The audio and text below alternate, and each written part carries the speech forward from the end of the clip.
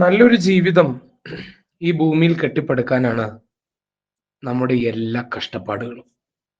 നന്നായി ജീവിക്കണം, നമ്മുടെ കാലശേഷം നമ്മുടെ മക്കളും അവരുടെ മക്കളും ഒക്കെ നന്നായി ജീവിക്കണം എന്നാഗ്രഹിച്ച് എല്ലുമുറിയെ പണിയെടുക്കുന്നവരാണ് നമ്മുടെ മാതാപിതാക്കൾ.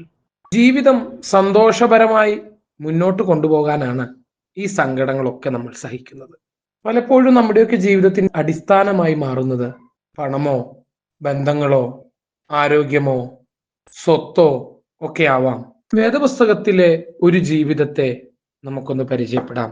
യോഹന്നാൻ അപ്പോസ്തലൻ തന്റെ ലേഖനത്തിൽ പറഞ്ഞിരിക്കുന്ന ചില വാക്കുകൾ ഇങ്ങനെയാണ്: ദൈവം തന്റെ ഏകജാതനായ പുത്രനെ, ഏകമകനെ നാം അവനാൽ ജീവിക്കേണ്ടതിന് ലോകത്തിലേക്ക് അയച്ചു എന്നുള്ളതിനാൽ ദൈവത്തിന് നമ്മോടുള്ള സ്നേഹം പ്രത്യക്ഷമായി. ദൈവം നമുക്ക് തന്നതിൽ വെച്ച് ഏറ്റവും വലിയ സമ്മാനം, ഏറ്റവും വലിയ ഗിഫ്റ്റ് യേശു കർത്താവാണ്.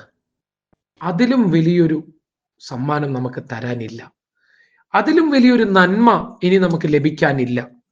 തൻ്റെ ഏകജാതനായവനെ നമുക്ക് വേണ്ടി തന്നത് ആ യേശു മൂലം നമുക്ക് കുറച്ച് പൈസ ഉണ്ടാവാനോ, നമ്മുടെ ഒരു ചെറിയ രോഗം മാറാനോ, നമ്മുടെ കടഭാരം മാറാനോ, നമ്മുടെ കഷ്ടതകൾ മാറാനോ മാത്രമല്ല, നമുക്ക് വേണ്ടി തൻ്റെ പുത്രനെ ഏൽപ്പിച്ചു തന്നവൻ അവനോടുകൂടെ സകലവും നമുക്ക് നൽകി തരും.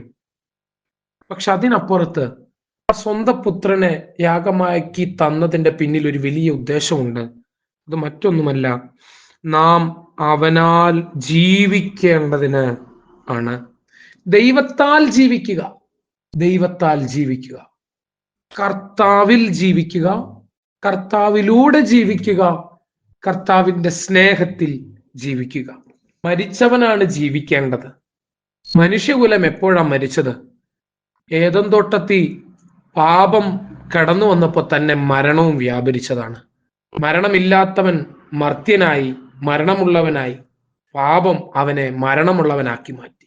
ആത്മീകമായി മരിച്ചു കിടന്ന മനുഷ്യനെ ജീവിപ്പിക്കാൻ പാപത്തിന്റെ സകല കുറ്റവും ഏറ്റെടുത്തുകൊണ്ട് യേശു കർത്താവ് ക്രൂശിന്മേൽ കയറി.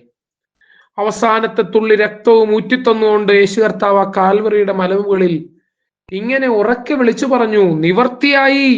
പാപത്തിന് എല്ലാ പരിഹാരം വരുത്തിയിട്ട് യേശു കർത്താവ് നമ്മെ ജീവിപ്പിച്ചു. ഇനി നമ്മെ ജീവിപ്പിച്ചിരിക്കുന്നത് ഇനി നാം ശക്തിയോടെ ജീവിക്കാൻ വേണ്ടിയാണ്. എന്തിനുള്ള ശക്തി? ഒരു കാലത്ത് പാപത്തെ എതിർക്കാൻ നമുക്ക് ശക്തിയില്ലായിരുന്നു, പ്രലോഭനങ്ങളെ ജയിക്കാൻ നമുക്ക് ശക്തിയില്ലായിരുന്നു. പക്ഷെ അവനാൽ ജീവിക്കുക എന്ന് പറഞ്ഞാൽ ആ കർത്താവിന്റെ ശക്തിയോടെ ജീവിക്കുക. പാപത്തിനെതിരെ ശക്തിയോടെ യേശു കർത്താവ് നിന്നതുപോലെ പ്രാണത്യാഗത്തോളം പാപത്തോടെ എതിർത്ത് നിന്ന് ദൈവത്താൽ ജീവിക്കാൻ, കർത്താവിനോട് ചേരുവാൻ, നിത്യകാലം കർത്താവിനോടൊപ്പം ജീവിക്കാനും ദൈവം നമ്മെ ഓരോരുത്തരെയും അനുഗ്രഹിക്കട്ടെ. May God bless you. ഞങ്ങളെ വിളിക്കുവാൻ ആഗ്രഹിക്കുന്നുവെങ്കിൽ 09880221957 എന്ന നമ്പർ ഉപയോഗിക്കുക.